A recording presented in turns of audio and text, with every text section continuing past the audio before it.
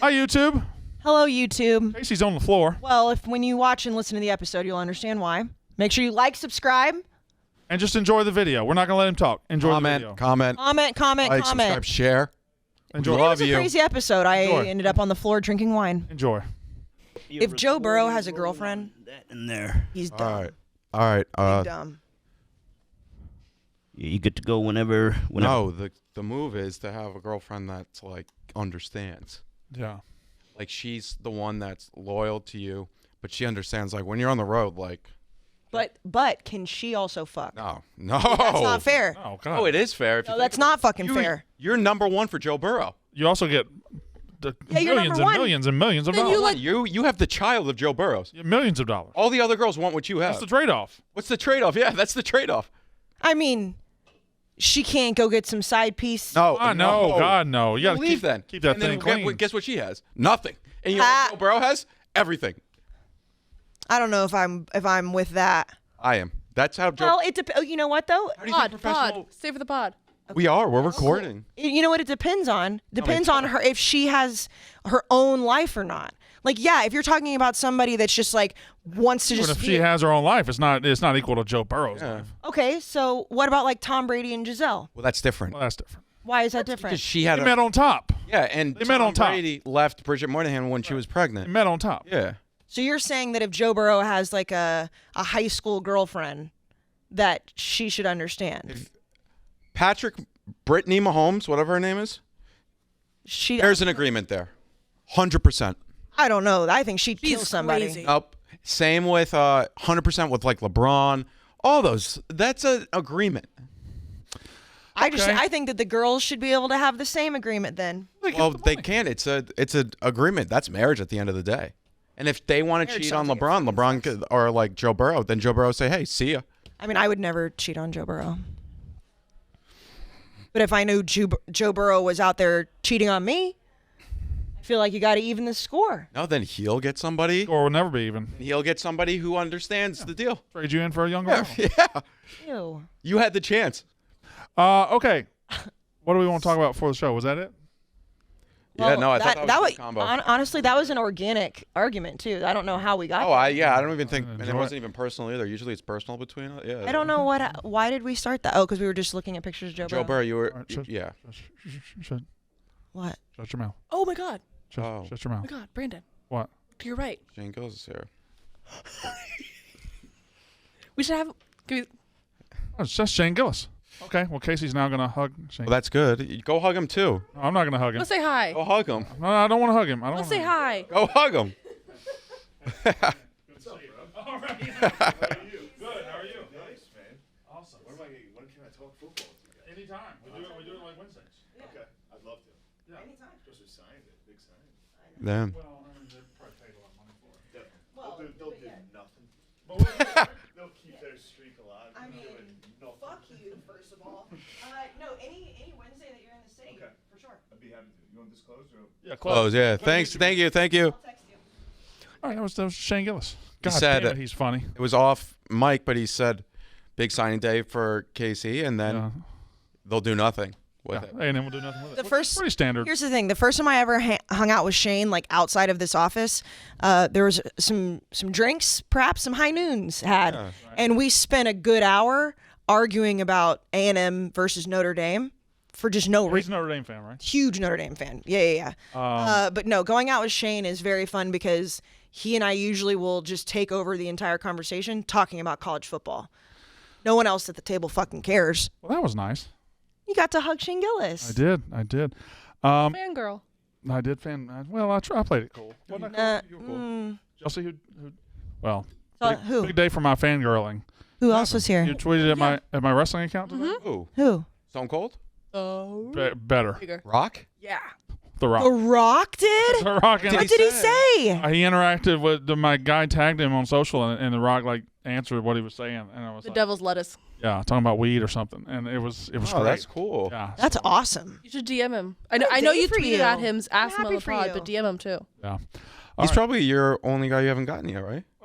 He's the Sort of like Vince. he's the white whale. Yeah. Vince and him are the white whale.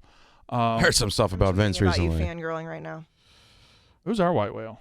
We could have had Herb Street. We were this close to. Well, we have an. Yeah, but that's see. I feel like a white whale has to be somebody who doesn't do something similar that we do. Saban, would he be? I don't care about Saban. I mean, I've already interviewed Saban, so I'm I think Saban interviews with a bunch of people too. Machine Gun Kelly. Joe Burrow.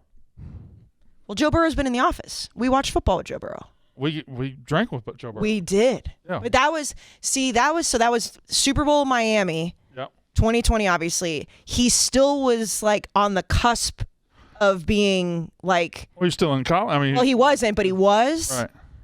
Boy, do I wish that I could go back. I would say he was it then. He was it, but he wasn't it like he's it now. Right, no, he was it for sure, but I'm saying like he still felt like a college kid to me. All right, you were like, oh, he number 1 draft pick. What she's trying to say. He wasn't the number 1 draft pick yet. Could be above. Yeah, he was. Right. No, not at the Was Super Bowl. Yeah, he was. That was after he won the Super Bowl, guys. But he wasn't the number 1 draft pick yet. Yeah, he was. He was going to be. Well, he's going to be, but he wasn't yet. He wasn't I'm yet. just saying, Oh, you formally he wasn't. Bozos, you both. Formally he Well, wasn't. yeah, we knew I he don't know was why that gonna made him be, so but mad. I mean, like we knew he was gonna be, He was but the Bengals quarterback at that point. no, he He wasn't. wasn't. Yes, he was. No, he He wasn't. knew he was going to draft. They hadn't even had the combine yet.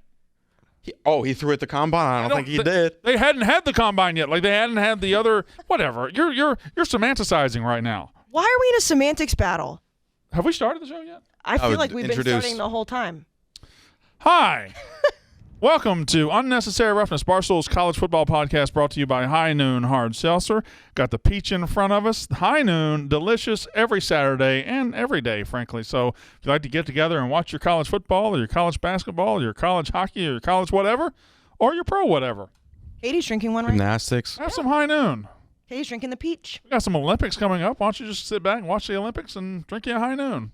I bet a lot of high noons will be drank tonight at the company party. I bet they will. I bet they will. By the way, High Noon, if you listen to this, I got to talk to you. I got a project I want you to help me with. Oh. Yeah, so. Better than Casey's project? Does Casey have a project too? Yeah, it's the one that's been around for 3 years.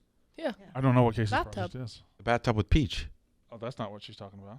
Oh. Oh, there's another one? Then I don't Oh, know. never mind. I don't know. We're forever. I bet it's a better project than yours. Come on. Who knows? Actually, I don't want to be mean to you today because you gave me a really nice pep talk. No, He gave me a. frankly, stop. So I don't want you to tell. And I'm frankly, not going to say what you said. no, I fine. Dave, Called her a bitch? oh, not today. On the Dave Portnoy show, Dave's like, oh, well, yeah, we pay people well here and we create stars. Stars like Casey Smith and blah, blah, blah, blah, blah, blah. And said Casey was a great big star. Didn't say fucking shit about me. I got to go back and listen to this. I'm the heart and soul. That's good. I know. That felt really nice. I didn't know that. Brandon There just was told a me that pep today. talk in that. Oh no, he gave me a pep talk about something completely different, to the point where I started crying in here, and then he had to stop the pep talk because I was crying. Right. Aw. It was too good of a pep talk. Brandon has a heart. Who knew? It was. Brandon Walker. This whole thing where Brandon Walker doesn't have a heart is Hey, Yeah, I disagree and with I her. I know. because I will tell you what, I texted him yesterday and I said I just need a Brandon Walker hug because I just needed a hug from my podcast co-host, and guess what he did? The first thing he did when he saw me was give me a gigantic hug. We also fit well. We do fit well, yeah, we do. We fit right in the hug zone. Yeah. And I was shirtless in the office yesterday. Yeah, why were you shirtless in the office? Yak said, go upstairs shirtless. I said, okay. Who was the one following you with the camera? I don't know. Some guy. I heard that you were shirtless in the office, and I knew it was nothing to do with this podcast, so I was confused. No, if you want me to get shirtless, I'll get shirtless. Someone fed him salad. I think if somebody wanted this podcast to get shirtless, they wouldn't be talking about me. No, I think that Katie would be first. Because Katie's You and Katie would probably be tied for first, but sure. No, I think Casey. What's that? Joe Burrow doing the I'm finding the picture of you eating salad shirtless. why? Why are you finding it? You don't put it on screen ever, so why finding that shirt? We retweeted it. I want to see it. No, it's different. It's Ugh. that one. Yeah, look at me. Oh, we retweeted a different one, yeah. Yeah, Who is that? I don't know. He works sales guy upstairs. upstairs. He was He's a eating nice salad. I wanted him to feed me. Been here for a while. Yeah. Like 3 years or so. 2 years. Guy, fuck. I can't see his face, so that's probably. That guy right there. F-U-X. I Fucks. don't know. Oh, you? Me, yeah. Oh, I thought you were talking about the other guy. Oh, I don't know about him.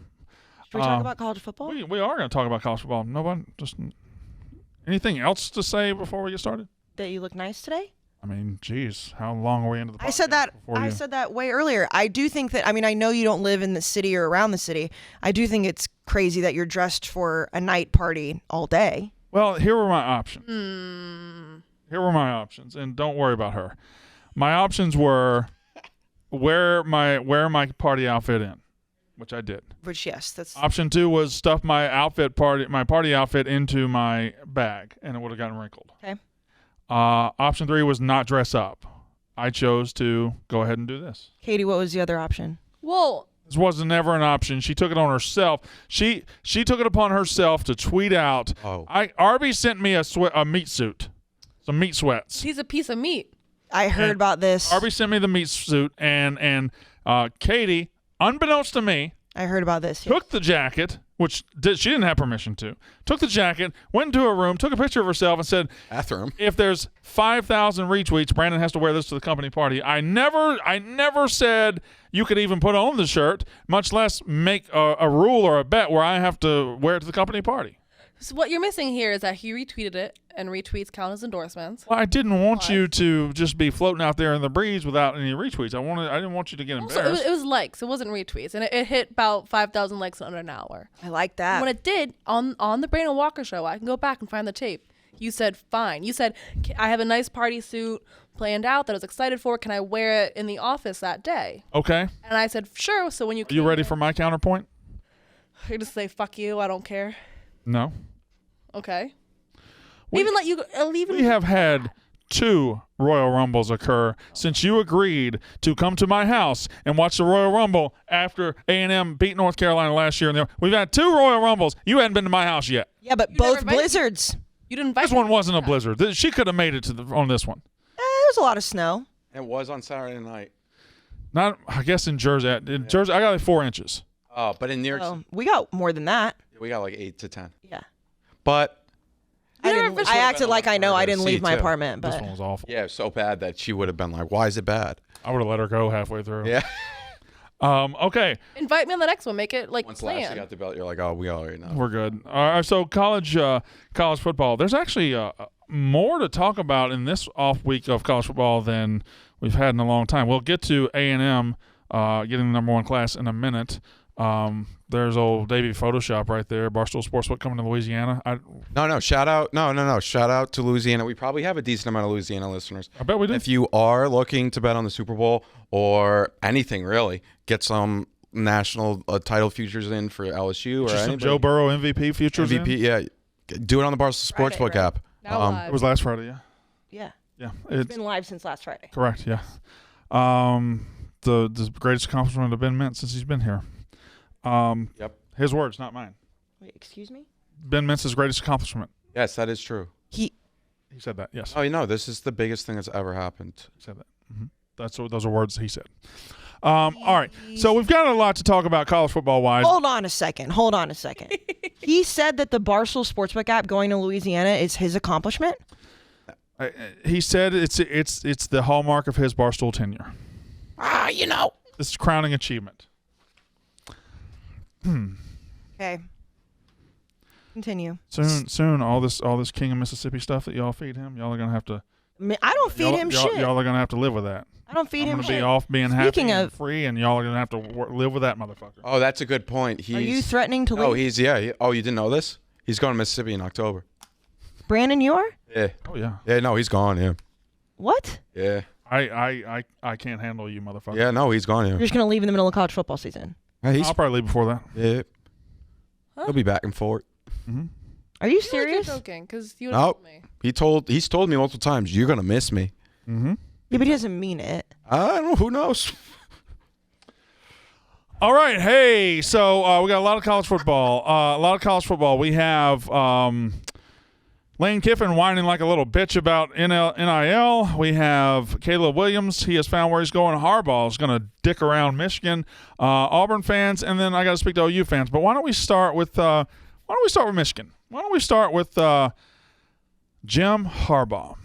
And I think we have. I think you could say we've been fair to Michigan fans on this podcast. You were on Team Michigan this year, as were you, Jack.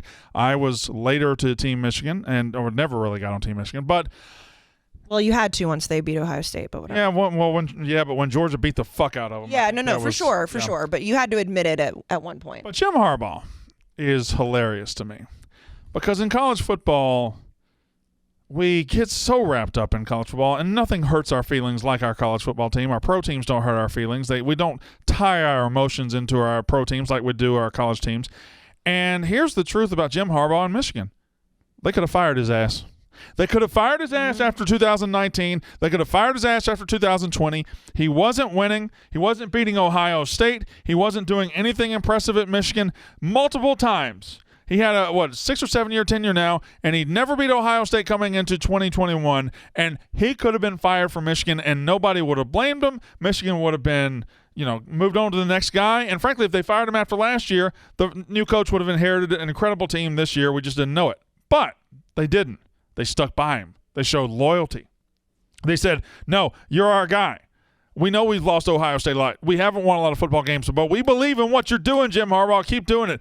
And for once in college football, it paid off. 2021 was glorious. They had a guy finish second in the Heisman. They win the Big Ten. They beat Ohio State's ass on national TV. They go to the playoff. They come back to the throne of college football. They don't win it, but they get back to the top of college football. And Jim Harbaugh, who could have been fired, Jim Harbaugh, who could have been thrown away, Jim Harbaugh, who was shown loyalty by the team, says,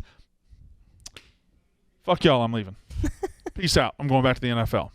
Thanks, guys. Thanks for watching my back. Thanks for sticking with me through thick and thin. Hey, Thanks so for believing in me. I'm going to peace out. Fuck you, Michigan. That's what Jim Harbaugh is saying. Are you blaming Jim Harbaugh? I'm just saying that Jim Harbaugh was shown a lot of grace and mercy by Michigan and Michigan fans, and he is repaying that grace and mercy by fucking leaving.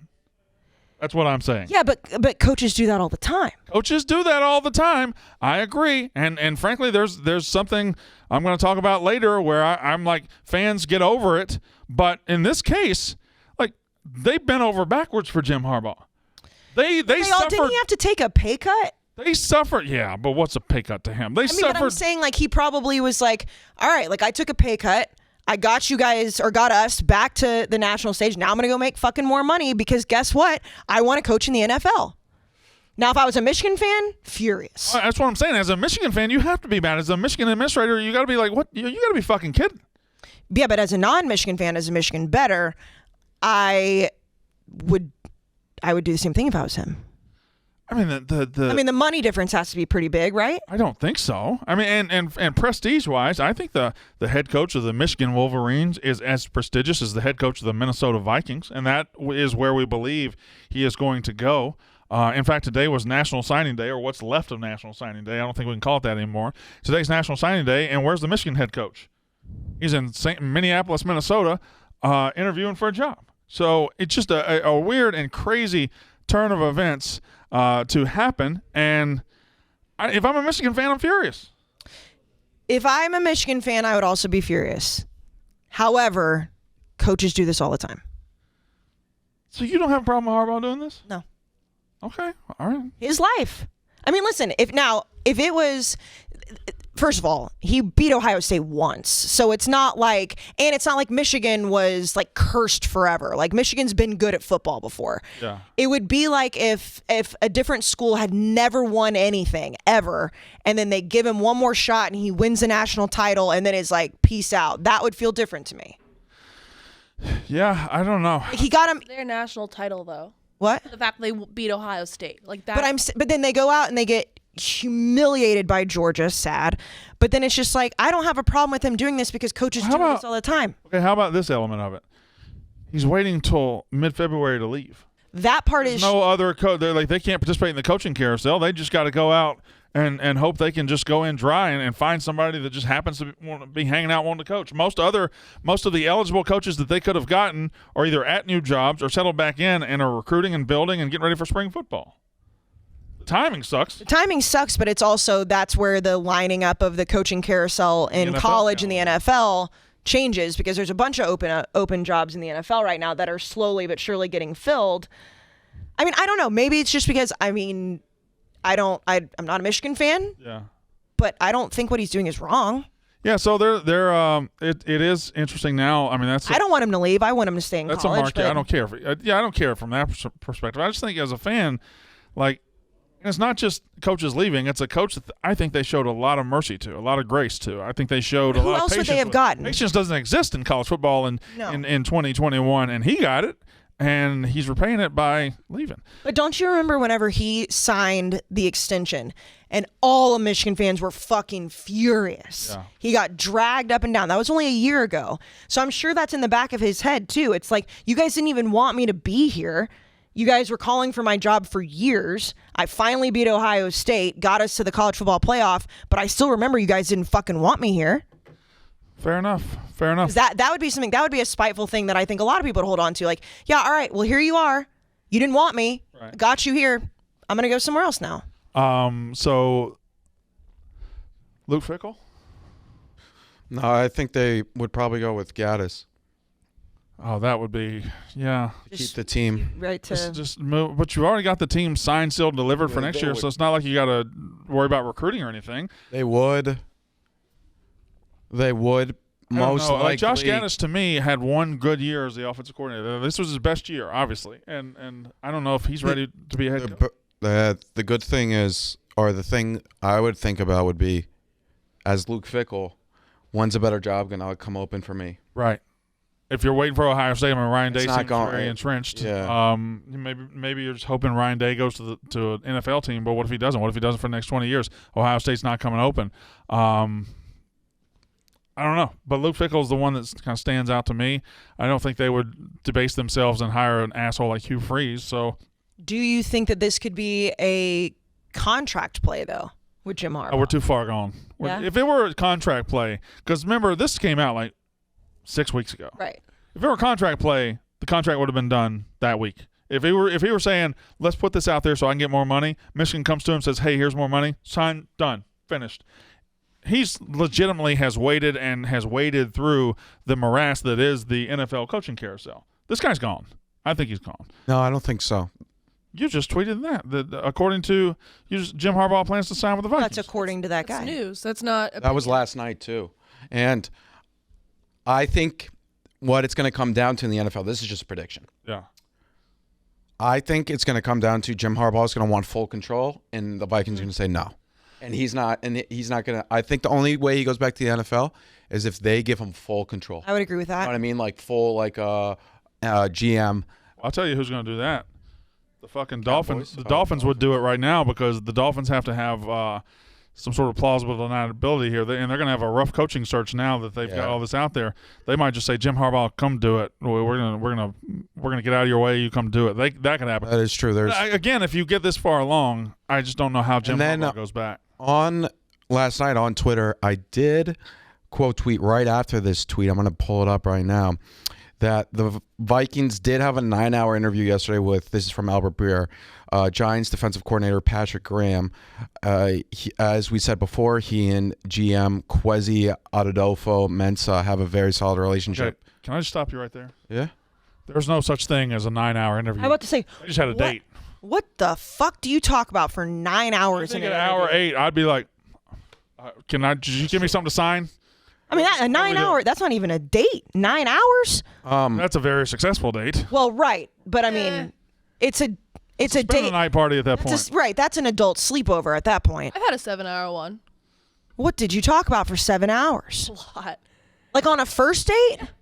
Jesus. Like I understand like long dates, like when you're like together and you have like well, I don't know, The maybe. first day we just talked, and then got dumped 3 days later. But it exists. God, that dude spent 7 hours talking to you and dumped you 3 days later? Not dump. Waste all that time talking to you for? I don't know. He's got issues. I mean, Send him to a therapist.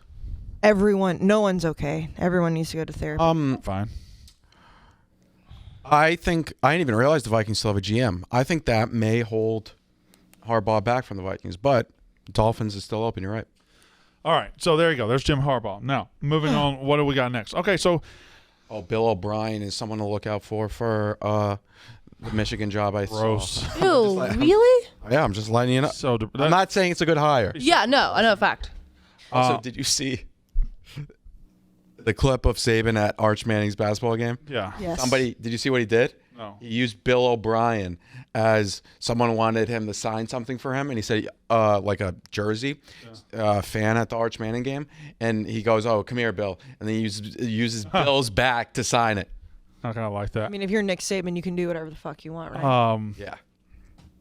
I kind of like that went viral on Twitter. Oh my God, here's Nick Saban at Arch Manning's basketball game. That happens all the time. All the time. They go because they can't go to in-season football games. Every college football coach has spent time this year at a high school basketball. Yeah. Every single one of them. So I don't know why that one went viral. In my high school basketball games, like D3 basketball coaches football coaches go in to meet with. Those hang around the corner, and it's an easy way to be seen in public. And it's just the fact that went viral. I'm like, yeah, of course he was at his basketball game. But it was good to put out. Like most people don't get that. I think it's funny. I'm getting dragged by Kirkman fans right now. Oh, we can talk about them later.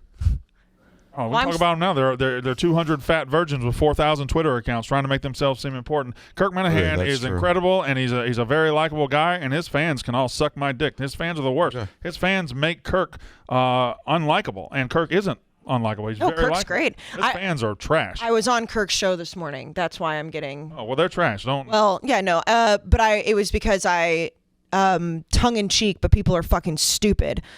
Said I'm blaming Adam Schefter for cucking Tom Brady's retirement announcement, and so I just doubled down on the show today, being like, "No, fuck him! Like that's ridiculous." And these people they think I'm serious.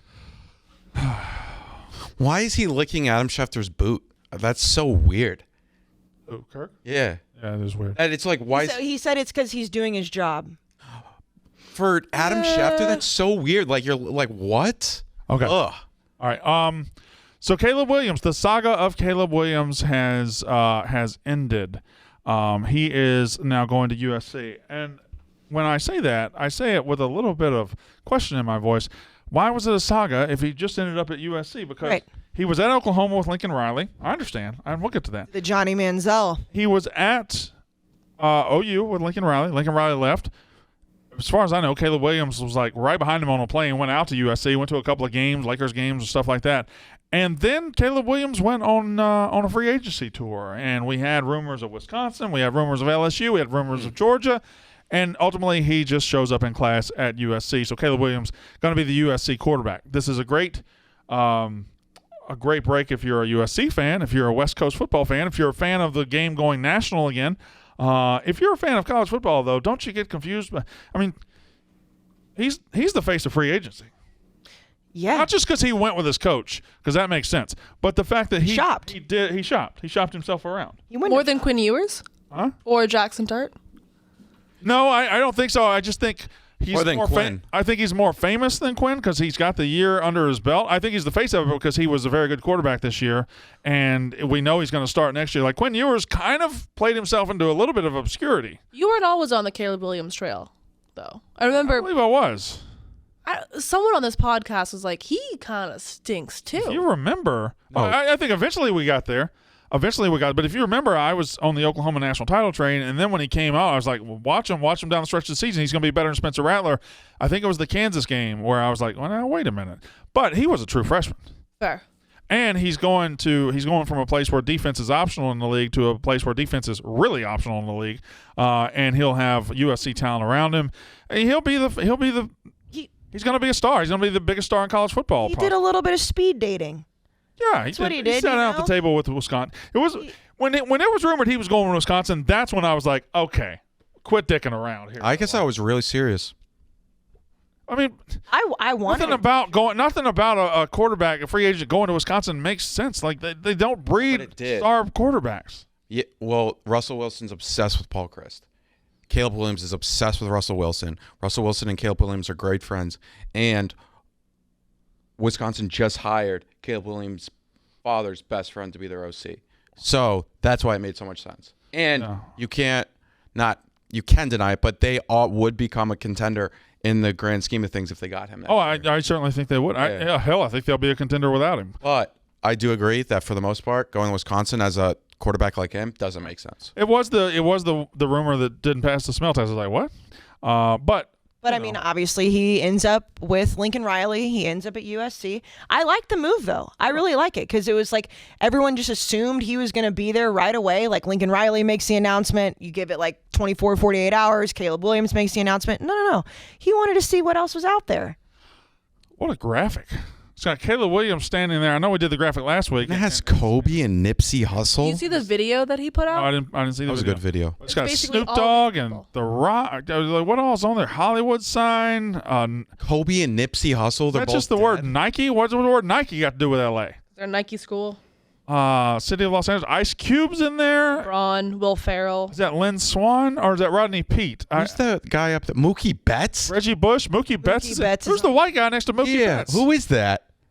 Looks like a Mel Gibson. Is that Borat? No, that's who On is the left. On the left. No, that's Will Ferrell. Will Ferrell. That's Will Ferrell. I with, can't, with like a bottle. but who's that? But is that Steven Spielberg? Kendrick Lamar. Who is that guy in Steven between Spielberg. Reggie and? It could be Spielberg. That's so random. You know, it would have been funny if they threw OJ in there. I thought that was him at first. I think that's Rodney Pete though. I don't know. With the lowrider on the bottom. Yeah, it is a very An bizarre. aggressive graphic. Well, if Very you remember, bizarre. the Travis Dye graphic was also weird. I want last week. I want USC to be good, and I think we're heading towards that. What are your guys' thoughts on people saying that USC is going to immediately be a contender?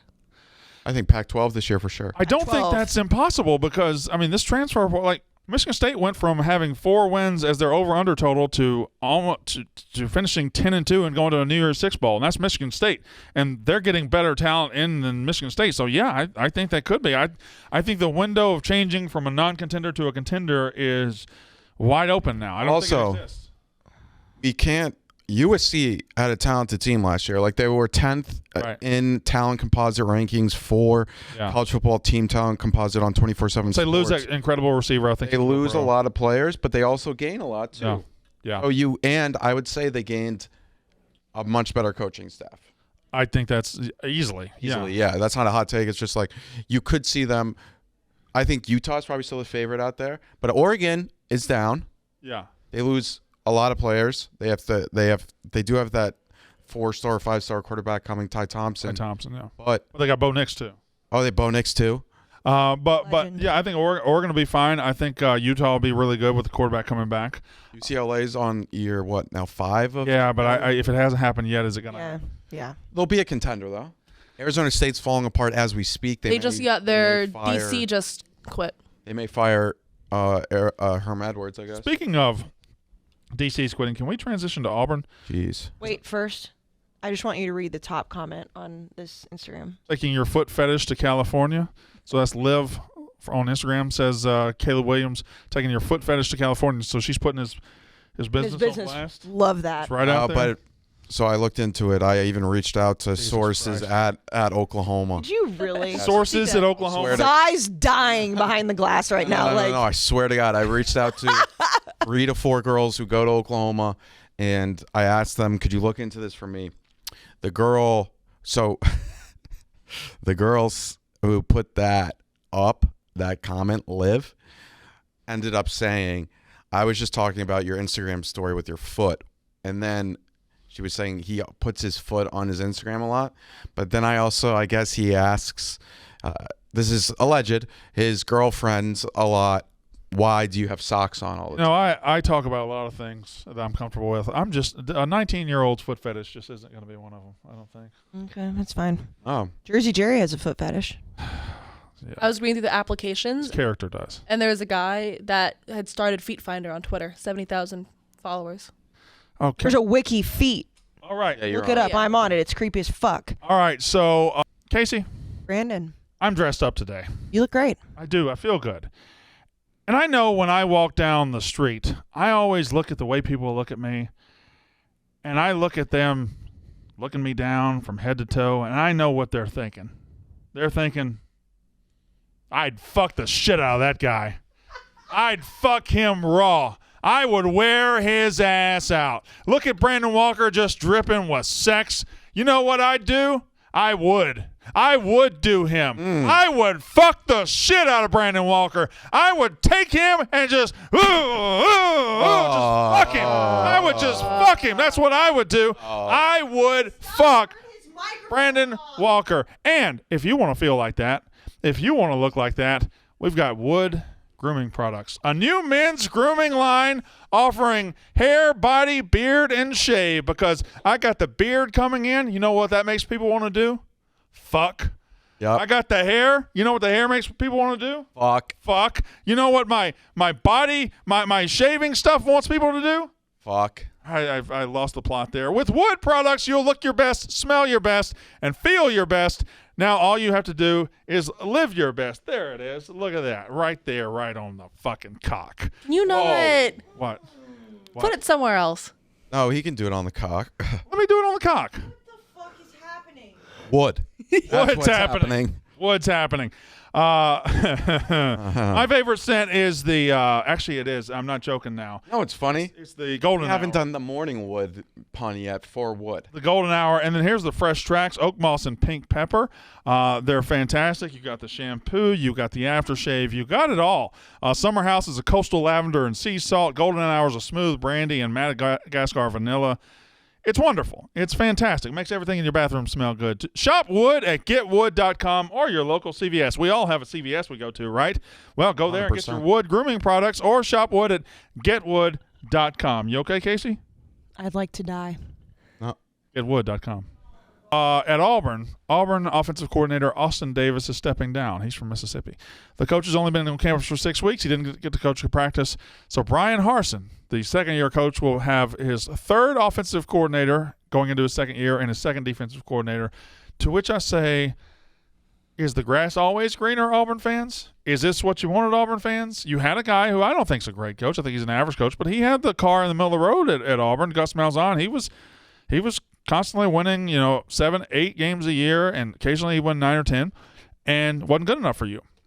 And you did something that is terrifying for fans. You made the wrong hire. Brian Harsin was the wrong hire at Auburn. Last year, I misread the entire situation. I saw hires. I saw Shane Beamer going to South Carolina. I thought that's an awful hire. It turned out to be a very good one. He turned him around in a year and is recruiting his ass off. Brian Harsin, I thought, okay, Boise State guy, going to get a chance in the SEC. Let's see what he does. And he's not a good coach. Auburn's not going in the right direction. What's happening for all these guys to leave? It's one thing for you lose your offensive coordinator, then you hire another one, and you lose him in 6 weeks. Okay, but you lose Derek Mason. 2. You lose Derek Mason, Oklahoma State, a very good defensive coordinator who you got lucky to hire after Vanderbilt fired him as their head coach. You hire a great defensive coordinator, and your defense is still really good, and you lose him to Oklahoma State? God bless you, Cowboys, Oklahoma State, but Auburn shouldn't be losing coaches to Oklahoma State. That's not a lateral move, and he did it, and now Austin Davis is there for 6 weeks, and you get rid of it. Like, what's happening behind the scenes? Right. Does nobody want to work for him? Does he want to bring in his own coaches? Not to mention your legacy quarterback going into what should be his most productive year, and Bo Nix was good this year when he was on the field. Going into his 4th year, should be his most productive. He says, no, I'm good. I grew up on Auburn. My dad went to Auburn. I love Auburn. I'm out. I'm going to go to Oregon. Something's not right. Something's going on. And now you're basing your season. You don't know who's going to be calling the plays. You don't know who's going to be the offensive coordinator. And you're hoping that Texas A&M's average transfer quarterback beats out LSU's average He may leave quarterback. now, too, though. Zach Calzada or TJ Finley? That's what we're hoping for at Auburn? They have a guy, he was a great player in Texas high school football, but he's 5'10", D. Davis, I think his name is. Yeah, and that's Rumors fine. is that he could not play, or he didn't get any playing time this year because he had a relationship with Coach Harsin's daughter. Auburn's in a dangerous spot. Can you stop with these rumors? No, it's what do you? That's wrong. Jack is. What do you think people love about college football? Jack is the rumor mill king right now. All right, you're right. Okay. I apologize. No. Rumor mill king, and you know what? No other college football podcast is telling the truth like Jack is. Here's the thing about Auburn. Alleged truth. Auburn is in a Allegedly. very dangerous spot because you're already Alabama's bitch. Now you're Georgia's bitch, too. Your biggest rivals on either side of you are just volleyballing the national title back and forth over your head, and you can't reach it. And that's not to say – I'm not to shame you there. I mean, a lot of other teams can't reach it either. But you're watching your hated rival against your second hated rival, and they're just duking it out for the crown, and you can't keep a defensive coordinator. You can't keep Vanderbilt's head coach employed at fucking Auburn anymore. What happened? And once you slide away from that top spot and from that gravy train, it's hard to get back, man. LSU has the yo-yo effect where they can be bad and come back up, be bad and come back up. I'm not sure Auburn does. Like, A&M might take their spot in the pecking order of the SEC. They're already recruiting better. They've got more less coach turnover.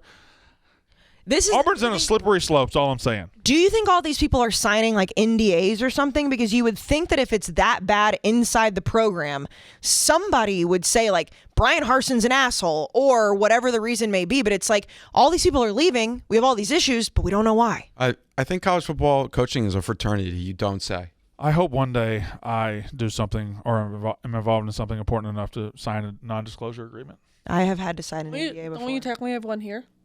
Thought we all did. Yeah, we do. Is it just built in the contract or something? It's built in the It's like we do have an NDA. I'm disclosing everything. But I have signed. I'm telling on you. I'm telling on you. I'm telling on you. You better fucking not. I think I'm telling on all y'all. it would be essentially I'm telling on Za. Za's actually a 6'2" white guy. if you like had like a playbook that they gave us, Seamus you O'Shaughnessy. sold it to somebody, then you would be sued. Like I think it's more about that. I've had to sign an NDA before, but I don't really understand like how they can keep. I mean, like what they sue you if you go against it. I don't. Yeah, so to like a disgusting amount. All right, so for like defamation. I'm not planning on breaking my NDA. So. Okay, so that's Auburn fans. Now, I want to speak to Oklahoma fans again before we get to the NIL. I want to speak to Oklahoma fans again because last week I spoke. Wait. Let me preface this. You told Jack he's not allowed to give his side. No, he didn't say we worked it out. We worked it out. Okay. He's going to be able to I want Jack to participate. He disagrees with my original point. And my original point was Oklahoma fans, you got to get over it. Lincoln Riley left. Your reaction to it is lingering too long. You call him that bitch out west or the bitch out west or T-Bow, whatever you call him. It just looks pathetic. He left you. It's fine. It happens. I know you were sad at first, but here's the thing. You all got mad at me, and I want to just use some example of some things you've said to me. Please. Telling me I look like Mark Davis, telling me I'm fat and obese. I don't know about Oklahoma. I should keep Oklahoma out of my mouth. I did this. But none of you could tell me I was wrong. And here, since you absolutely sunk to those depths, I'm going to rise even higher, and I'm going to tell you why I'm right about this. And this is not me saying get over it. This isn't me saying move on. This isn't me saying you're a bad fan. This is me saying this. Guys, here's why you should get over it. You're Oklahoma. You're a top 10 program in this country, probably around 4 to 7. You're an elite program with elite fan base, with elite resources, with elite recruiting. You traded for a better coach. Lincoln Riley was about to walk into the SEC with his pillow soft style of football, with his quarterbacks and receivers, and his not playing defense, and was going to get you embarrassed. You were not going to keep up with the good defenses and the good offenses of the SEC, and it was going to get you embarrassed. So what'd you do? He went to the West Coast, and you got Brent Venables, somebody who's built SEC caliber rosters, somebody who has won recruiting battles against Georgia and Auburn and Alabama, and who has built national championship defenses. Brent Venables is exactly what you needed to go to the SEC. Brent Venables is the coach that's going to help you compete in the SEC for championships. Lincoln Riley was never that guy, but you still are hung up on Lincoln Riley. You traded up. You're still an elite program. Get over Lincoln Riley. He's at USC. You got a better coach for you. Why are you mad about that? Why on earth would you be mad about that? That was beautiful. The reason they're mad about it is the reason everybody would get mad about it. Nothing makes us a whiny little bitch like our college football team. It's true. If anybody says anything about our college team, then we say, oh, they're fat, they're stupid, they're a hick, they're a redneck, they're awful. No, I was telling the fucking truth. I don't understand. Like, it's not like it's some random coach from obscurity that no one's ever heard of. It's a guy that, like, people have been saying for years should have a head coaching job. He's got it. That's what I don't get. Now, you disagree with my original rant when I said Oklahoma fans should get over Lincoln Riley going to USC and they should get over these cute little nicknames like that bitch out west. You think I was wrong. Why? Because he stabbed them in the back. No, he didn't. Yeah, he did. No, he didn't. He left. How did he stab him in the back? Coaches leave all the time. Oh, no. How did he stab them in the back? By not telling them he was leaving? What was he supposed to say? What is he supposed to say in that situation? This is what he said. I'm going to stop you right there. I will not be the head coach of LSU. He's not. Yeah. He's not. What's the context of saying that? Then I will not be the coach of LSU. Then I'm not leaving Oklahoma. Then he leaves the USC the next day. But is it his fault? Nobody said, are you going to be the coach at USC? No, but then the next day he says, I started to talk to USC the night after the Oklahoma State game. You believe that too? I don't believe that, but I still don't think that rises to the level of stabbing him in the back. He left. He stabbed them in the back, and he took everything in their fucking house. and took it out west. Unfortunately for them, that's college football in 2021 because I promise you, if they hired Jimbo, they would expect Jimbo to bring some groceries from Texas A&M. That's just true. But why isn't Venables taking groceries from Clemson? I think because they hired a defensive coordinator, it's harder to do. Brent Venables would be actively fucking his boss. He would be actively screwing Dabo, whereas Jimbo, it would be, if you hire a head coach, I think it's easier to take the groceries. I mean, that's like whenever people were talking about Jimbo going to LSU, the whole idea is that he was just going to take that recruiting class with him to Baton Rouge, which didn't happen. But hiring a coordinator, you don't have that same option. Yeah, but this goes back to, yes, I agree with both of those points.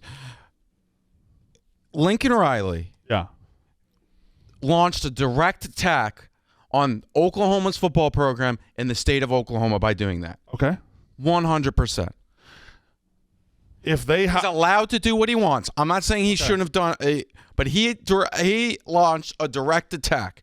That was a drone strike, and then multiple drone strikes after. And then he said to the Oklahoma fans, oh, man, this came up after the Oklahoma State game. That Oklahoma team, and there was reports right after that, that team was a mess from September 13th on. And what happened September 12th? Clay Helton got fired. He knew where he was going. He didn't want to coach. I think you're putting together some dots that don't really need to be connected. I don't know that you can connect those dots. Okay, that's fair. You're full Sooner message board on that one. That's fair. That's fair. All right. But my point is, there was drone strikes on the state of Oklahoma by Lincoln Riley, and he said, I'm going to take everybody in this cupboard, and I'm taking them out west, and you have to deal with it. Oklahoma dealt with it because they're a great program. That's 100% right. And I agree with you a little bit. However, if I was a fan of Oklahoma, I would despise Lincoln Riley. Fuck you. Go out west, and I hope you lose every game you fucking play. But like, you can hope that he loses every game, but you just keep fucking talking about it. And again, they've got a great coach. Well, to me, it's like, I mean, and I know everything is always coming back to like relationship analogies, but it's like somebody fucking dumped you and they went somewhere else, and then you got a better person, and instead of enjoying the better person for you, you're just crying about the guy that left you? What I want to say about that is, I think Oklahoma fans continuing to be obsessed with him, it's not affecting him. It's not affecting him at all. It doesn't slow him down at all, but it makes them look needy. Okay, yeah. They shouldn't be. They're Oklahoma. That goes back to the relationship thing. Like, it Very looks similar, needy. yeah. It looks needy. It looks needy, and it's like, and if you're Venables, you've got to be like, hey, what the fuck, man? Like, I'm about to help you guys be a better team to go into a better conference, and you're worried about this guy who clearly didn't want to be your coach anymore? No. Yes. However, you had a chance as Oklahoma this year. They had the talent to win the national championship, I think. Looking at how good Georgia and Alabama was, probably not, but we thought at the time. And Lincoln Riley, I think, gave up on that season along with his coaching staff around week after. I think you could easily make the argument they were more talented than Michigan and Cincinnati, who both played in the playoffs. Yeah. Easily make that argument. And also, I mean, I don't know if you can make it with Michigan. I think you could. Defensively, Also, definitely not. What he did with the quarterback situation also rubs me a little bit the wrong way. Spencer Rattler did not play that bad. What was he supposed to do? I think he was supposed to play Spencer Rattler. And then he played Caleb Williams, scratched his back and say, hey, we're going out west after this. No, I don't think so. Remember when he played him? He played him when they were down 28-7 and 35-13 against Texas. And if he doesn't play him, they don't beat Texas. Absolutely. He made the switch. It worked. If it works, you keep going with it. Okay, true. He took good both discussion. I like that. Yeah, no, that was good. That was good. I don't think any of us is wrong. And I don't think you're even saying Oklahoma fans should stop necessarily. Right. And you understand it because it's like we all get emotional over something stupid here. Right. Like it doesn't matter. But what I think Lincoln Riley did, looking back on it, it looks a little scummy. Okay. But college football coaches are scummy. That's how the business works. College football as a business has been scummy for years. But Nick Saban's never paid players. Never. Did you go to that quote? Is that what? Oh, did he say that? Oh, yeah. But Katie, do you have anything to add about we were all looking. Do you have anything to add about the Lincoln Riley, Oklahoma, USC stuff? No, I mean, I agree pretty much with everything that was already said. Like, yeah, I think the biggest thing, like, you don't have that big of a deal come to light overnight. Oh, my God. Oh, you did see this? You haven't seen this? Oh, sorry, Katie. I just No, you're good. Go. The quote from Nick Saban. This was today, by the way. Saban recently commented on name, image, and likeness legislation. When we start using NIL for a kid to come to our school, that's where I draw the line, because that's not why we did this. We never cheated to get a player. We never paid players to come to our school. Why do we live in a world where there isn't somebody at ESPN or USA Today or Kirk Herbstreit or somebody calling bullshit on this? Go look at the fucking Alabama players' parking lot. Tell me they've never got paid. Look at the follow-up tweet. And Saban says, and now that's actually happening. People are making deals with high school players to go to their school. Nick Saban, and listen, it is the way it is. It is what it is. Yeah. Do you think back at 40 years ago, SMU and all those teams that were paying players and then got called, you think teams stopped paying players? You think when Alabama offered Albert Means $200,000 in 1998, they stopped paying players? Nick Saban, in the dirtiest era of college football ever, happens to be winning national titles every year, and he's never paid a player. God damn it. Like, he's the best coach ever, but he's lying. Why even? Maybe he hasn't paid them. Well, he He hasn't. doesn't say he says we. He'll know it's happening. We never paid players. Listen, No. We is the boosters. That's included.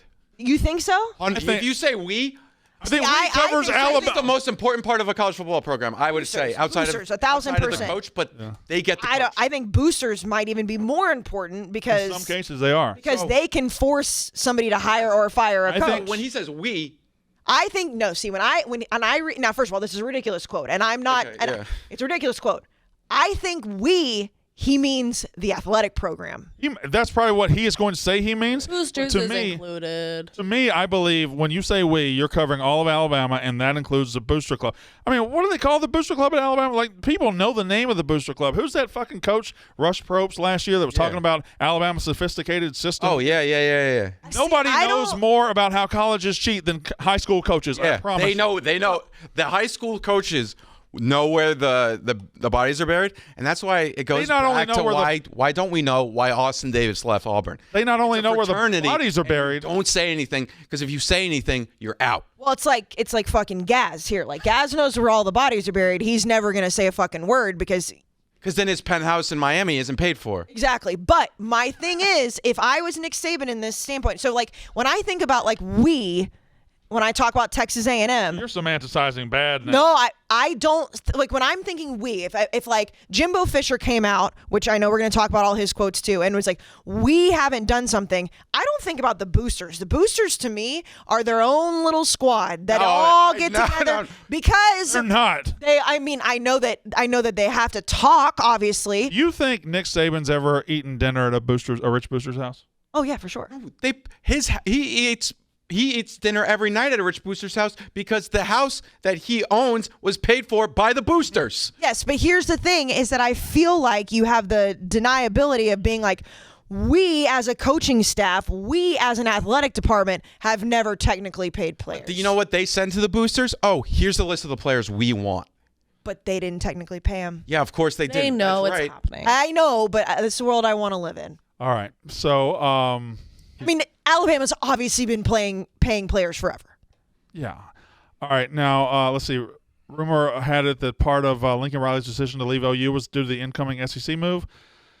I don't think the SEC fit was particularly enticing or popular. A source told by Pat 40 recently about Riley's move. So what you're saying is Lincoln Riley was a big fat pussy.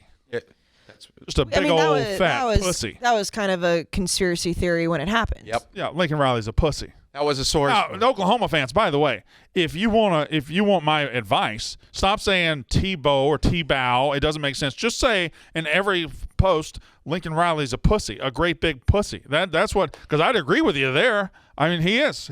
If he left because he wanted softer football and an easier path, Why would you want him as your coach? he's a pussy. If that's the truth, why would you want him as your coach? Lincoln Riley's a big fat pussy. I didn't know that we were becoming an anti-Lincoln Riley. Well, we're not. If that's true, a Lincoln Riley. Yeah, no, if that he is a good coach. But as soon as we heard he was leaving, that was what everybody say it. said. Everybody take turns saying it. Lincoln Riley's a good coach. No. Oh, Lincoln Riley is a good coach. Yeah, the other part. Tebow? No. He wants. Pussy. Lincoln Riley's He's a big, fat pussy. You're not gonna say it. No. I do want to get. Listen, can I can't say say this? so many Can I say options. this? If that is the reason that he actually left Oklahoma, it is a pussy decision. Agreed. Oh, I've made pussy decisions in my life. It's Well, Also, we all have. let's make it clear. This pussy decision is one we would probably make. Hey, you can go out to California. You have private jet use all the time. Very We're gonna rich. Pay you. Very- We're gonna right, pay you right, much right, more right, money. right. And then also, you get to rebuild one of the most iconic college Sure. football programs ever. If he's it's scared, though, It's a tremendous pussy. Pussy behind the is- decision. It's elite pussy. A1. it's like you're not. It's like when you say somebody's crazy. It's like no, they're not crazy. They're acting crazy. He might not be a pussy, but if this is the reason why, the number one reason why he wanted to leave, he's acting like one. If that's the number one reason why he left and took that job, then he's dumb. Because I think I don't think he's dumb. I think it's smart. No. I'm saying there's more things. I think the opportunity he's getting at USC is more good and impressive than leaving because of the the SEC. I'll tell you what. If somebody offered me unlimited use to a private plane, I'd go wherever the fuck they wanted me to go. College football's better and West Coast football's good. I agree. It needs to be a national game again. I agree wholeheartedly with that. And Oregon just hasn't been able to pull the wagon by themselves. They just keep losing. Huh. All right, here we go. This one is This motherfucker. This is a Brandon Walker special. This Look how motherfucker hot he here. looks in that. Dude, yeah, it's whatever. He's fat. Lane Kiffin on. That photo, Katie, he looks Yes, hot. He looks hot, even though his nipples are out. Well, they're hard. Well, you can't help Cold. it sometimes. Lane Kiffin on name, image, and likeness. We don't have the funding resources at some schools with the NIL deals. Keep in mind, he's SEC.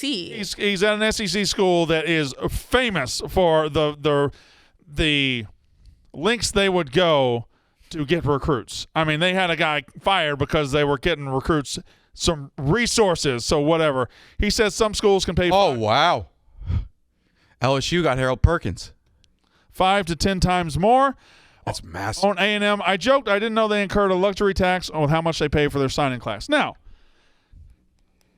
I do think A&M probably paid a lot of money for their signing class. Why are you shaking your head? Listen, the $30 million thing is not true. It's not true. I'm guessing they paid more money for their class than anybody else. How can you figure that? They have the number one class. Well, You've got a percentage of recruits Listen. at the 5-star level that are pretty much just going at top dollar right now. And if you get the most of them, I naturally think you paid the most money for them. I don't disagree with that. I don't think you should be mad about that. I'm I not think mad you should about be it. proud I'm about not that. mad about it at all. I wish they would have paid him $300 million for all I give a fuck. All I know is that the $30 million thing is just not true. Now, another thing that this is an issue, and I was in College Station last weekend for my best friend's wedding. I've not been back in a long time, so I was able to talk to some A&M people who live in the A&M world, or whatever weekend that was. That the issue was saying, as a fan, it's like, oh my God, look at all this money we're willing to dish out. But then it creates issues within the team, because it's like they're seeing this on the internet and being like, well, where's that $30 million going? I'm not getting that. Yeah, but if this incoming class all got the money, I think they'll be fine. I don't think there's going to be much. Plus, if the third-string punter's mad that the new star quarterback got money, fuck the third-string punter. I think that's going to happen at every school, by the way. It's going to happen. And it's a new world. And Lane, and I joke about him, but Lane is right. There are schools that can pay 5 to 10 times more, and A&M's A&M's got a shit ton of money, and A&M can pay more than Ole Miss. Now, Ole Miss has no morals, so they're going to pay under the table, and everybody knows that. Literally under the table. Literally A&M under the table, also- and God knows what else they're going to do under that table. But you also have to look at the sheer size of these schools too. I mean, it's like You're right. A&M has 70,000 undergrad. Okay, but that goes into Right. the bigger schools, the bigger money they can pay the bigger. I don't give a fuck how much. They could spend $1 billion, and I'd be like, Ultimately, hell yeah. It's the Do I win a national championship? Probably not. That was fucking rude. That's what Shane Gillis said too. Rude. I mean, the NCAA created this world, and it's a bad world. They rolled out NIL, pay players, and they rolled out the transfer portal, free to go wherever, and they put no restrictions, regulations, or any oversight on it whatsoever. It's just wild out there. Other and than- anything can happen. The only thing that they tried to do was no alcohol, no OnlyFans, and no gambling. That's it. Yeah. Yeah, you have athletic departments that are sponsored. Texas is now sponsored. They gave Texas $20 million, and then I think Michigan State has, Caesars, or they have some sports book that they're partnered. I mean, Tito's is a Texas vodka. Fisher talking about NIL says it doesn't affect recruiting at all. He's lying. It didn't affect recruiting at all. You're saying your recruiting didn't change at all when you You're shocked that fucking college coaches are lying? No, but I mean, he is lying. I'm not shocked. I'm just saying he is. Jimbo Fisher is the coach of my team. Yeah. Like, I've always thought he's a little scummy. Like, the whole Jameis Winston stuff. Like, I never have liked that. Ross Bjork also. Oh, he's an awful person. I mean, just whatever. But the $30 million thing, read the whole quote, is a joke. Stop me before I can read the whole thing. This $30 million thing is a joke. There's this idea there's some fund out there, and it was written on Bro Bible by a guy named Sliced Bread, and now all of a sudden the country believes it. I think it's very believable, $30 million. I'm not saying A&M paid the – also, if they did, that's fantastic for Texas A&M. Fantastic. And I don't know why you would – in fact, I would go the other way. I was like, $30 million? No, they can make more money than that coming here. That's what I would do. Yeah, but then if you're not actually making that much money coming there, then eventually that gets outed. Well, at least I create a conversation with the kid. I don't know. Yeah, because it's like, and it goes back to any time there's like a quarterback promise. It's like, oh, I promise you're going to get the starting job. But then they also promise somebody else they're going to get the starting job. And then at some point it comes to a head where it's like, well, why do I not have the starting job? So it's the same thing with the money thing. It's like, oh, well, we'll give you $20 million to come play for A&M, and then they're only giving them $2 million or whatever. That's going to come out. All right. Congratulations on the #1 class. Thank you. It now comes with some pressure, though. A lot of pressure. Not to back that up. I would say so, yes. I will be honest. It has done nothing for me today. I'm still in mourning. What do you have to say? I will say it will be able to be tracked. For sure. It will be tough, though. I don't know that it will, Jack. Here's my problem. All right. I don't believe under-the-table recruiting has stopped. I think you can track the above-board stuff, but I think that actually emboldens the other stuff to keep happening, because if you get caught, you can always try to hide behind NIL. And it's all NIL, but they're essentially they're the mafia now. They make skeleton companies, right? Yeah. So Texas. we will be able to look at Harold Perkins, who just committed to LSU. We can look and see on his Instagram story on September 8th who he's advertising for. Click on, then we'll go look at the LLC. Right. We'll see that it was created by X 3 days ago, so it's January 30th. And it's a skeleton. It's just like, oh, this is a charity for underprivileged kids. It's LSU, so it could be a children's hospital. Literal children's hospital. That was coming. So we could look into it. However, it would take a lot of work. But if someone wants to do that, that's how you get in. If you want to know how to get into college football content, look into that. Keep in mind, all that's really changed is now we can see the sausage being made in front of us. Exactly. It was made the same way 2 years ago. It was made 100%. The same way 5 years ago. It was made the same way 10 years ago. And the boosters just getting taxed. Cuts now. Right. The boosters can just do it and brag about it now, and not just brag about it at their country club. Yeah. They can actually. But it's all going to be able to be tracked, and everybody's going to be able to figure it out. It's just going to take a little bit, right? So then what does the NCAA do, right? So, like, let's say nothing, because there's no regulation. There's no leader of the NCAA. There is no leadership of the NCAA. They have no backbone. You can't put the toothpaste back in the tube. Yeah, and that's what you said about 3 weeks ago, which was a good point.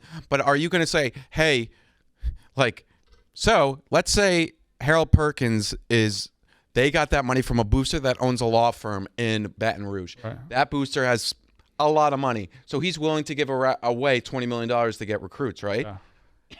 Then are you going to say, no, the LLC that is, or whatever a law firm is, are you going to say, no, that law firm can't give away $20 million for advertisers for it? Because, how would you do that? You know what I'm saying? Yeah. I just if they wanted to try to do that, they would have had to cap it. Doesn't it make you nostalgic for the days when we just were out here stealing from children's hospital funds to get linebackers? Oh, those were the days. Damn. Stealing from sick cancer Giving cars kids. Away. Last thing about college football, and then we stole from the kids. They just that's how they washed it. They were laundering. I've been watching Ozark. I get it. Last thing before we get to the 2 minute drill. Oh boy. This happened last week. It blew up because Joe Burrow was going to the AFC title game play Kansas City and Arrowhead, and Kansas City fans believe Arrowhead's the greatest noise ever, and they in their papers they were like, can you believe Joe Burrow said this? And he said it gets way louder than in the SEC than any of these NFL stadiums. That's true. It is true. That's 100% true. A, there's more passion at SEC stadiums than there are at kind of stoic corporate NFL stadiums. I know Arrowhead's loud, but it ain't as loud as Tiger Stadium. It ain't as loud as he's at SEC. I mean, it ain't as loud as Penn State. And like the big house, right? This is the thing, and of course, like he said, SEC because that's the conference that he played in. So then it was like, oh, the SEC sucks their own dick. But it's true almost anywhere. The sheer number of people, like that's the first thing I said when people were trying to argue about it. Like, what's the biggest NFL stadium? MetLife? No, I think Dallas, but I don't know what it's configured Dallas, for. but Dallas is like what, 70? I don't know what it's configured for. They can get 100 in there for like big events. Well, the standing room only. Yeah. Can you look that up, Katie? Can you look up the official capacity of NFL AT&T? capacity of AT&T Stadium? I know. How Yeah. It's 80. 80, yeah. So that's what I'm saying. It's like, okay, so it's the biggest one. Congratulations. So, there are 110,000 people at college football games. All right, so right there you've got the biggest NFL stadiums, 80, 75, 73. Now can you look up biggest college capacities, please? So 82 is the biggest MetLife. Okay, So it is MetLife. So 82. That's what I thought, because I've had this argument. So there you go. So there's four. There's two 82s, an 81 which is Lambeau, and 80. So there's 4 over 80. Now if you look up college football and how many over 80 in the SEC, I'm gonna guess. Hold on, don't even look yet. In the SEC, I know LSU, Texas A&M, Auburn, Georgia, Alabama, Tennessee. I'm at 6 over 80. I think Florida is like right at 80, and I might be missing. I'm going to say half the SEC's over 80, at least. At least. I know Kentucky's not. I know Mississippi State and Ole Miss are not. Arkansas might be. I hit it. Do you want to look? Go down. Okay. So there you go. Michigan's at 1. How many over 80 in college football? 18. 18. Like, 18. are you kidding me? Right.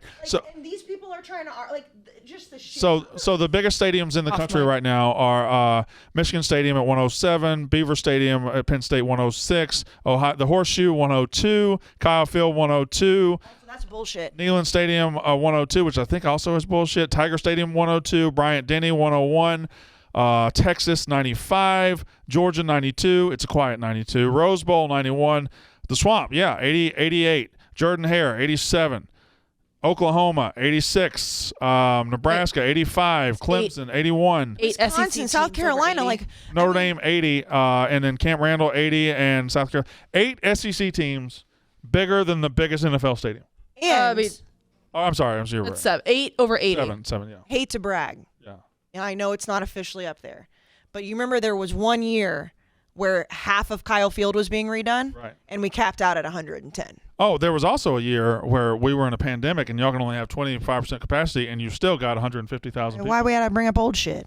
Remember that? Yeah, I remember We'll talk that. about that enough. That was when Dan Mullen's career ended. I think that y'all did end He started crying. Yes, I honestly, I think that was the moment. But the year that only half of Kyle Field was being redone, the house that Johnny built, it was 110.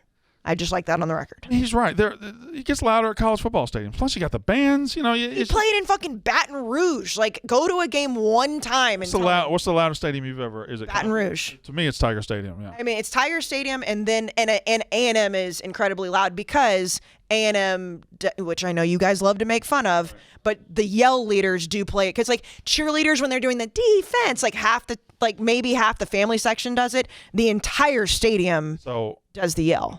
I've been to Alabama. It doesn't get it's like a library. They just expect you to kind of be quiet in there. Georgia's okay. Tennessee's very loud. Very loud. But Florida's loud. To me, it just Tiger Stadium is a different level of. My ears have never hurt in a stadium outside of Tiger Stadium. Well, also everyone's just shit-faced. Shit-faced drunk, yeah. Yeah, which is fine, which is great. I mean, Michigan's very loud too. I just don't. People trying to give Joe Burrow shit about this. It's like you do understand that he's actually. It's not like he's just saying that willy-nilly. Like he's actually played in them. All right. What? What's the topic? 2-minute drill. No. What were we talking about? What's the topic? Talking about Joe Burrow, Kansas City. What? Loudest stadiums. Yeah. We all know the loudest stadium. God damn it. The Rent. The Rents. Oh, get the fuck out of here, Jack. Robert Griffin III. How many people does that shithole hold? Yeah. 40, but he says it's tougher when they're right on top of you. Shout out the round. We got a good recruiting class. Shout out Jim Mora. Was RG3 on drugs at any point in his life? Nah, he's a good Fair Christian question. man. He went to Baylor. Didn't Nope. Not he, sure. like, cheat on his wife and I'm stuff? not sure going to Baylor is Ooh. They kill people there, and they also. I'm just letting you That know he's only a good happened Christian. Once. That only happened once. He's a good Christian, man. Well, that was a basketball player. Yeah, that was a basketball player. I thought you were talking about Waco. I was like, yeah, that was brutal. That was a long time ago too. Yeah. But now it's the house that what are their names? Chip and Joanna. Yeah, Chip and Joe. Yeah, Chip and Joe built. And there's a place, I think it's called like Joe O's or something, where they have really good margaritas. That's about it. It's a shithole of a town. All I know is it was loud that night. So 2 minutes Fuck drill. off, Jack. 2 minute drill. 2 minute drill. 2 minute drill.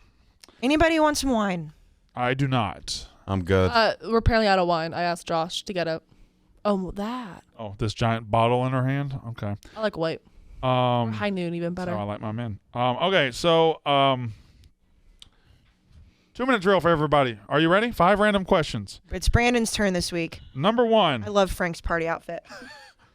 He's just saying hi. Create the perfect campus football scene. What I mean is, I gotta write an essay or what something. part of the what would you have it on the beach? Would you have a mountain overlooking the stadium? Would you have it in a city? Would you have it in a small town? Create the perfect scene. Would you have the bars right by the stadium, or would you have a wide open area for tailgating? How would you craft your ideal college football scene? Not in the middle of a city, Okay. because I think it takes away from the majestic scene Where it of it. stands out. Yeah, where it's like when you go to Nashville, not that Vanderbilt's a big school, but it's like you don't, like half the people that live there don't even know where that stadium I actually is. think Knoxville's a great example of this because Neyland Stadium should be out in a field by itself, standing up, and it kind of blends in. But it's right on the river, right though. on the river and right down in the town. I think that NFL stadiums are different. Like the Titans Stadium in Nashville, like where they have that right on the water, like that's pretty cool. I've always said this, like as much as I love living in big cities, I'm glad I went to college in a college town where the number one attraction is Kyle Field. But I also love every year we get that tweet from App State showing their stadium with the leaves around it. We get that every year. We get a BYU tweet with the mountains in the background. Colorado too. Colorado.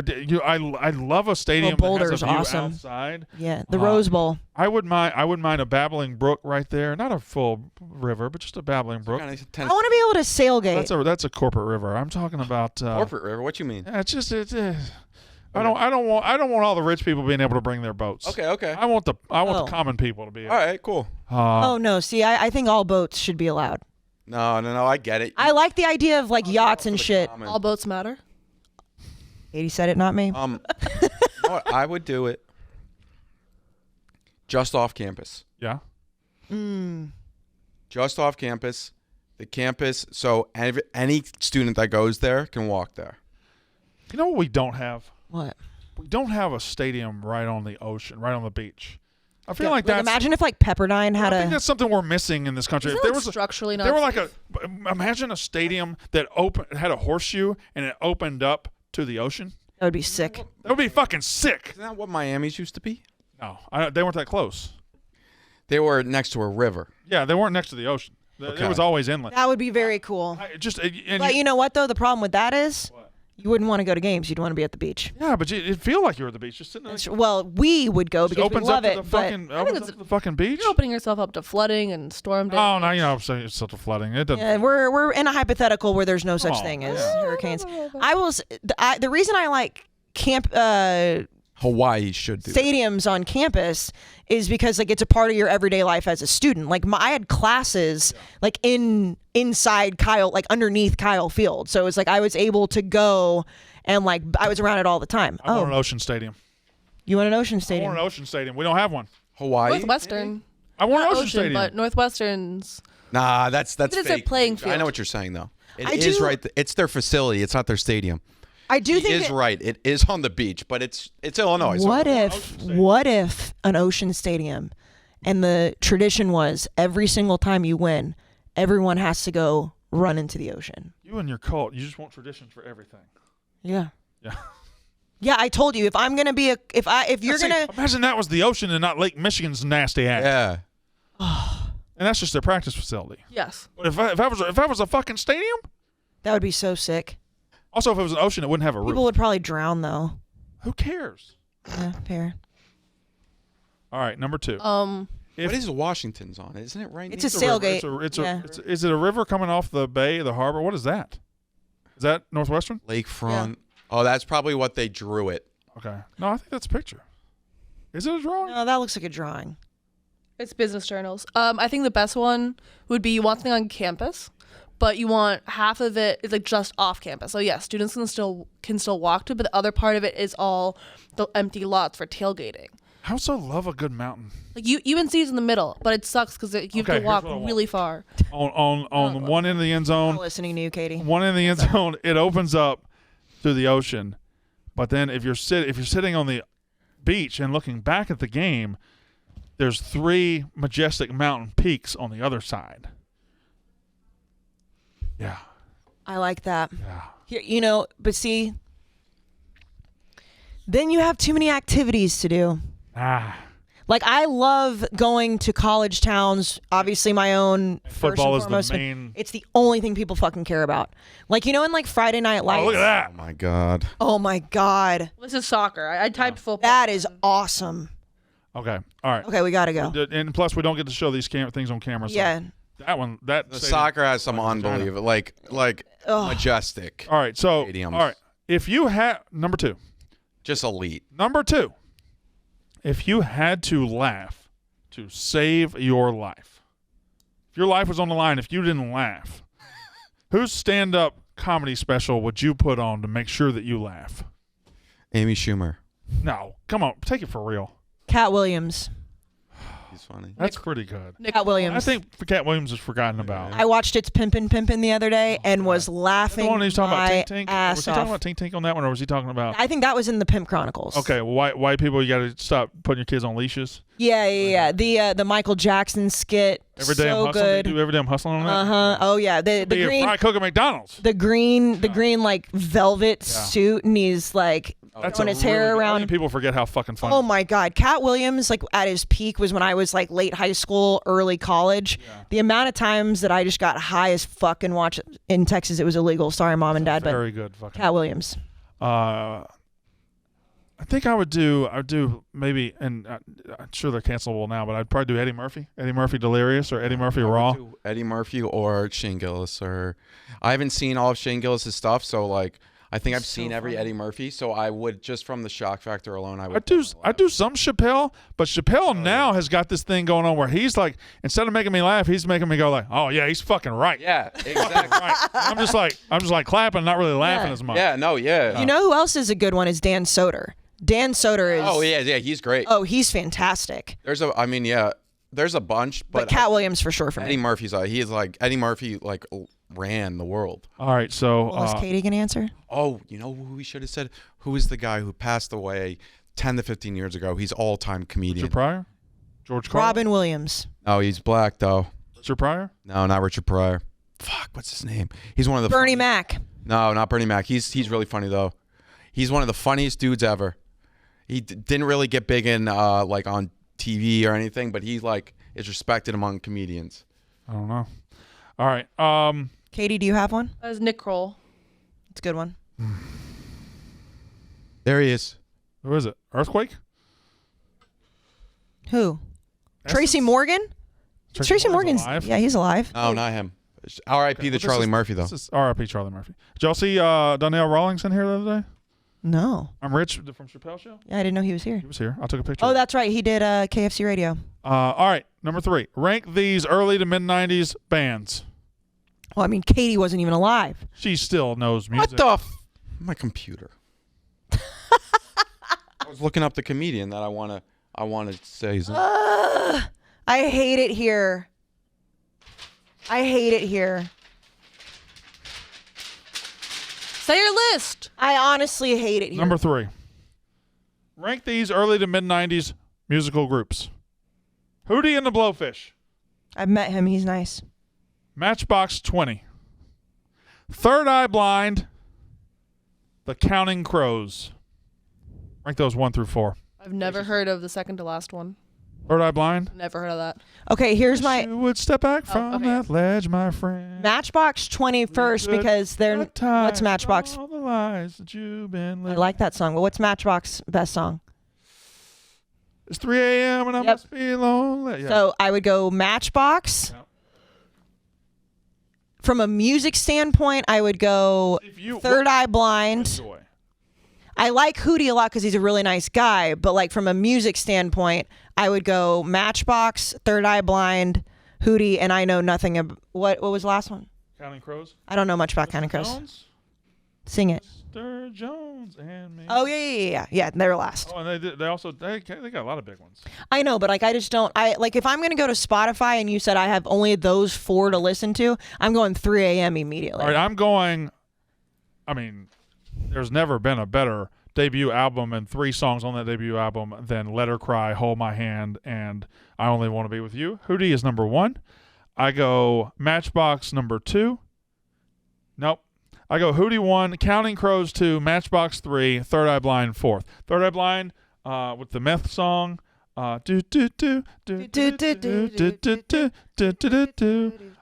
then Counting Crows. They got Round Here, which is one of my favorite songs ever. But I go Hootie 1 for sure. Matchbox, Counting Crows 2, Matchbox 3, Third Eye Blind 4. I watched a World Series game in Arlington, Texas with him. All right, now, question 4. I have asked you before what's your favorite tailgating meal. I've asked you what your favorite meal for the game is. But I haven't asked you. Patrice O'Neal. Yes, thank you very much. He was on The Office. Patrice O'Neal is who I would pick. I'm glad we got it. I'm glad we made it there. I've asked you your tailgating meal, your in-game meal, but now my question is this. You fly into your home campus, you fly home to your game, and you go out to eat the night before, because we don't talk about that much. But the night before your team plays a home game is an elite night. Elite. It's an elite night. Everybody's back in town, and you're seeing people, and you're going out, and you haven't lost yet. There's no anger. Right, There's no right, anything. right. There's just Hope. just all hope. Hope. It's the Friday night before a game is an elite night. Especially if you don't like live in that same area where it's like back. if it's like a full-blown trip. So, what's your night before the game meal? I know mine right off the top. Go ahead. The Republic Steakhouse. On the front of the building, it says steak, wine, and whiskey. You know it's going to be a good place. I'll start with a Lay Down Sally. It's an off-the-menu drink. It has metalled strawberries and mint with vodka and champagne. Then I would get the chicken fried oysters, which are absolutely delicious. They come with a nice little sweet sauce. God damn. Then I would get the filet mignon, rare. Then I would get the mashed potatoes with no gravy because I'm going to put a little bit of hot sauce and I'm going to be trash. And then for dessert, I am getting the chocolate mousse cake. I think to the guys. It has peanut butter on I it. think to the guys out there, you've never been sexier than this moment right here. Just Yeah? that meal that you described. God damn it. And it's chicken fried oysters. Yes. Are you fucking kidding me? And of course, a bottle of red wine with the steak. I mean, Oh. a lay down Sally is. I win. I don't even think I'm going to go. I mean, I honestly dream about that meal. And if anybody that's listening to this will please tell them to send me a vat of Lay Down Sallies. Go ahead and describe and say my meal. Of course, we're gonna spend the night at Two Brothers drinking before the game. We're gonna end up at Two Brothers. But my meal, we go into my hometown, which is 15 minutes away, and we go to Anthony's Good Food Market, and we start off the night with fried crawfish tails and remoulade sauce. You can have the seafood stuff ribeye, seafood stuff fillet if you would like. I'm going to get the catfish covered in crawfish sauce, and God damn it, and I'm not a drinker guy, but I would go to Anthony's, and then we would go to Two Brothers, maybe have some of their smoked wings, and just get drunk. We got really drunk at Two Brothers last time we went. She did, for sure. She was chewing styrofoam. Yep. Oh Hey, you upgrade from eating to chewing. She was eating styrofoam. Chewing. It's true. Chewing. Remember how high Rudy got on Sunday? Which Applebee's would you go to near the rent? I like Applebee's. Eating good in the neighborhood. I'm not hating on Chili's. Applebee's. It's not their music. No, I like that song. Really? Oh, I thought you- ended up liking that song. Okay. Anybody got a night before the game meal for me? Mine's like just in local West Hartford.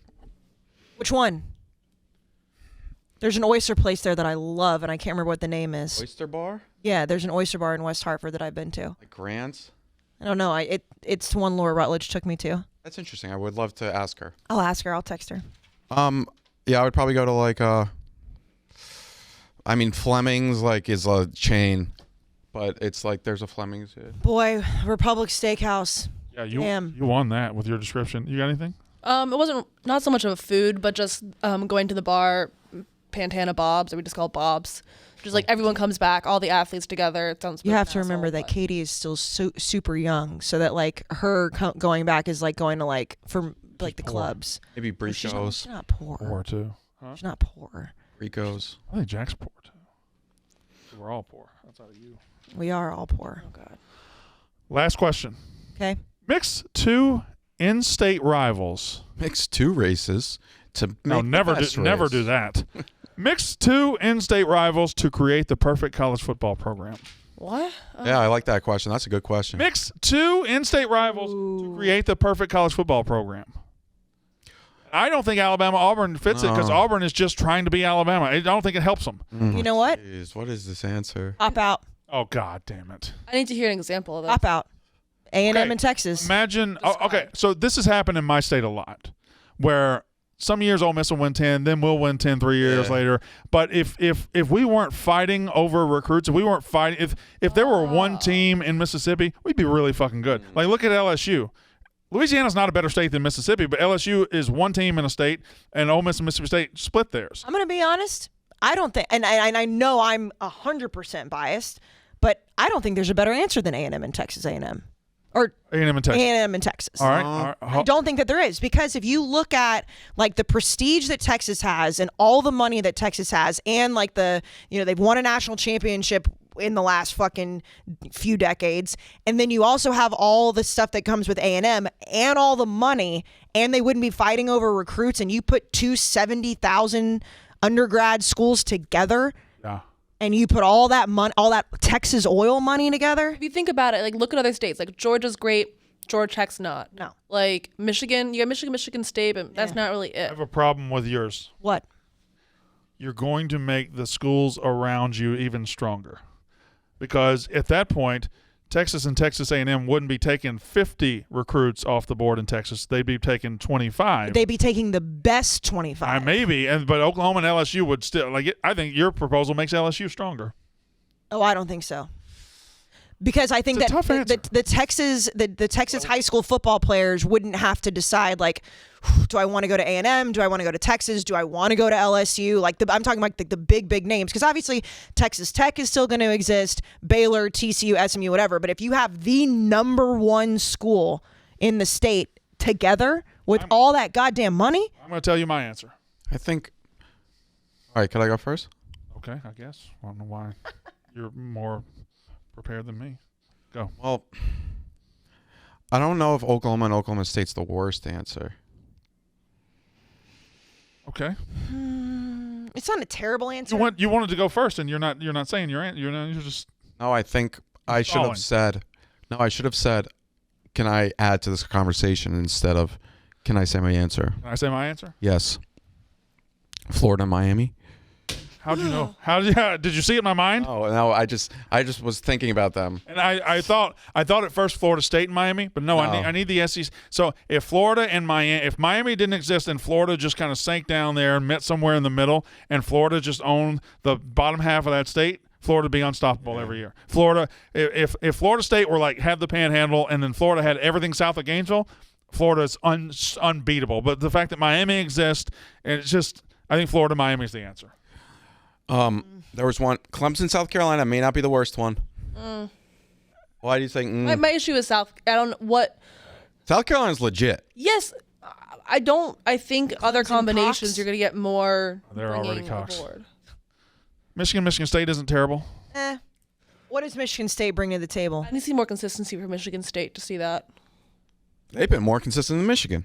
Yeah, but like, what does Well, Michigan let's not State pay attention. bring to Michigan other than the consistency? Yes, That's the issue with Oklahoma State and Oklahoma. I think as well. Michigan State makes Michigan much better. Imagine if you had like What? all the years with like Vince Young Yeah. combined with A&M's roster. Go from Vince to Colt to Johnny. Yeah.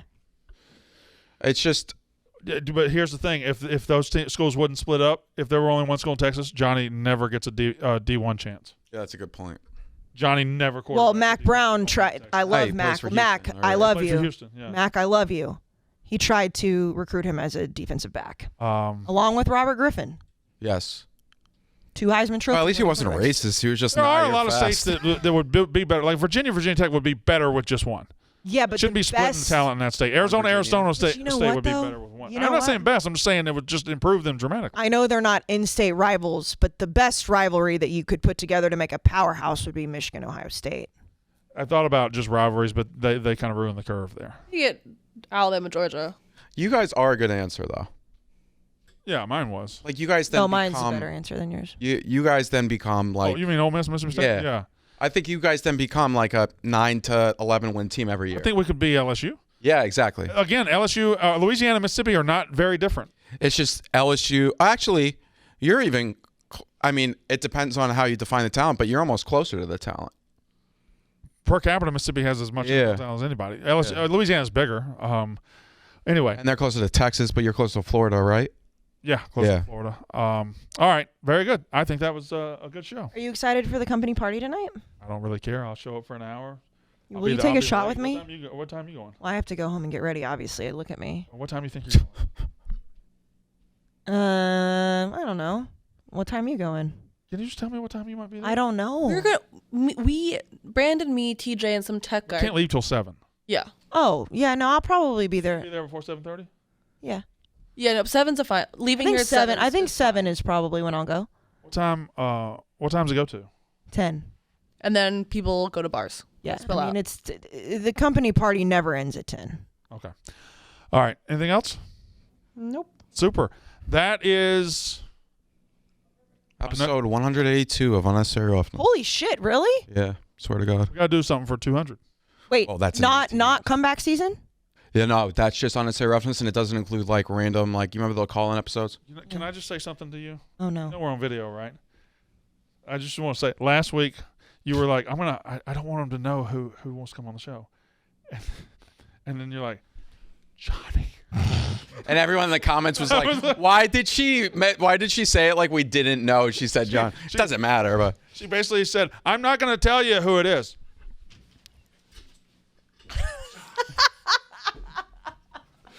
It was funny, though. People in the comments were like... I mean, yeah. So Johnny wants to come on the show, folks.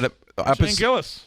And Shane Gillis. Shane Gillis said it. I mean, he walked in and asked when it I could was be like, on. take a seat. Do we have that? Do we have that on the We have it on... He you is can't not gonna hear be- him. It's not mic'd Yeah, up, but I but mean, you have it on video, right? Yeah, we have it no. on video. Yeah, definitely him hugging you and you. No, I don't No, think we probably don't. It might be blurred because it's up close. That's episode no, he came over here and hugged him. 182 of Unnecessary Roughness.